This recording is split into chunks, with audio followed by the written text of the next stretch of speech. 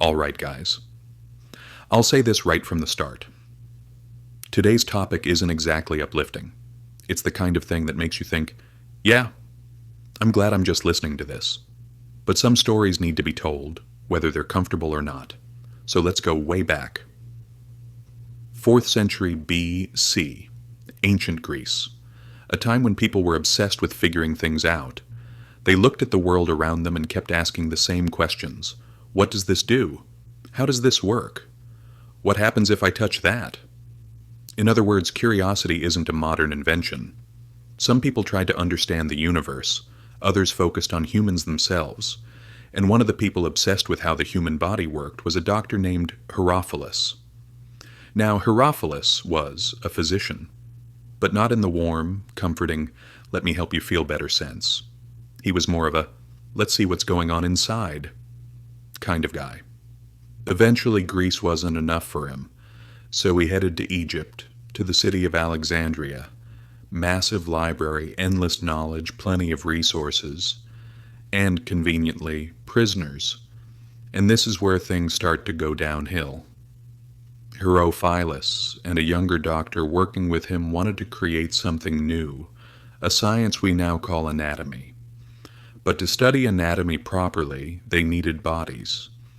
And waiting for people to die naturally, that was apparently too slow. So instead they performed dissections on living humans. Yes, living. Not secretly either. These procedures were carried out in public. People watched, like it was some kind of demonstration. There was no anesthesia, no painkillers, nothing. The victims felt every cut. The dissections continued until they passed out from pain or bled to death. Nerves were severed on purpose just to see what would happen. What does this nerve control? Cut it. Paralysis. Huh. Good to know. All in the name of science. At this point, it's hard not to think these people went way too far. And yes, they did. But here's the uncomfortable part. The discoveries they made were incredibly important for medicine, revolutionary even, which makes it even more disturbing. Eventually, human dissection was banned for nearly 1,800 years. Humanity finally said, okay. This crossed a line. It just took a very long time to reach that conclusion. Now let's fast forward. 1954, United States. Castle Bravo. A high-yield thermonuclear bomb test. The explosion was supposed to be massive. What actually happened was even worse. About 2.5 times stronger than expected. 15 megatons. For comparison, that's nearly 1,000 times more powerful than the bomb dropped on Hiroshima. Wow. Impressive. Terrifying. But impressive. There was just one small issue.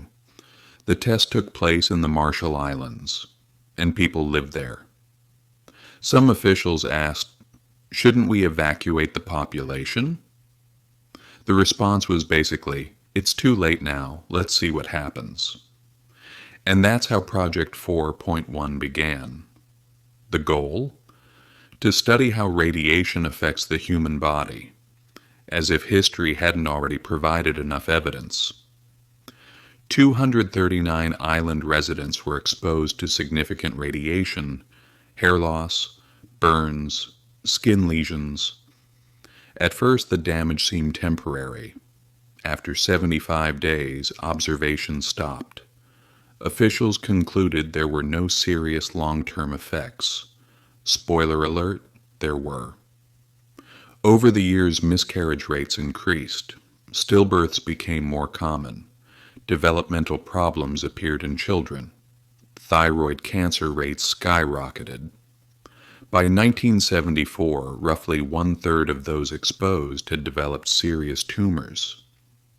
The official response? This wasn't intentional. Of course it wasn't. Now let's take a look at the Soviet Union, because they weren't exactly innocent either.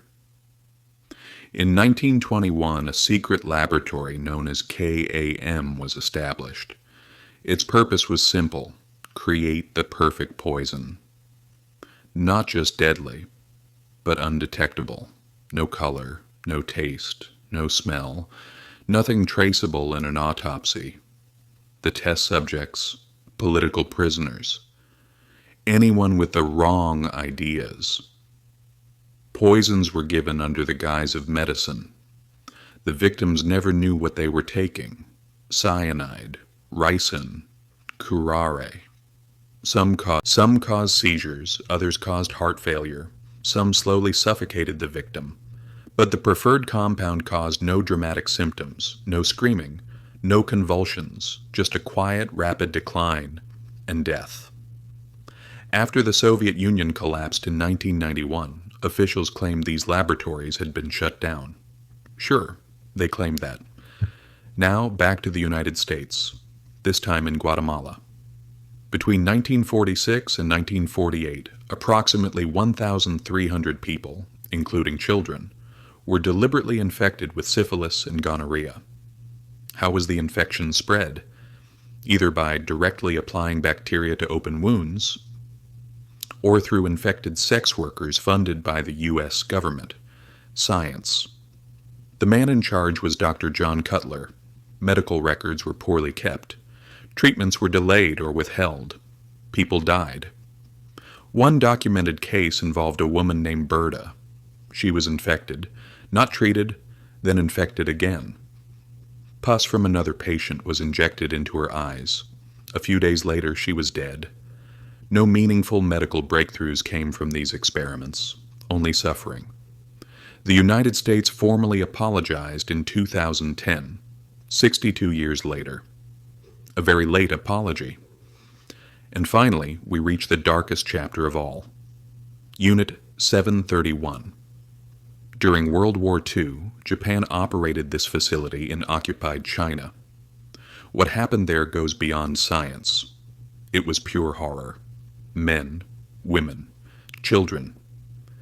Everyone was labeled Maruta, logs. Experiments included starvation, freezing, decompression chambers, blood drainage, and forced pregnancies followed by invasive procedures. Many experiments had no scientific purpose whatsoever. They were done simply out of curiosity. What would happen if we tried this? They tried it, and people died. When the war ended, you might expect justice. That's not what happened. The United States offered immunity in exchange for data. The Soviet Union prosecuted a small number of individuals, and that was it. We talk about these events today because silence allows history to repeat itself. If this was hard to listen to, I'm sorry. But these things happened, and if no one talks about them, it's as if they never did. I'll see you in the next video. Will it be lighter? Probably not, but we'll see.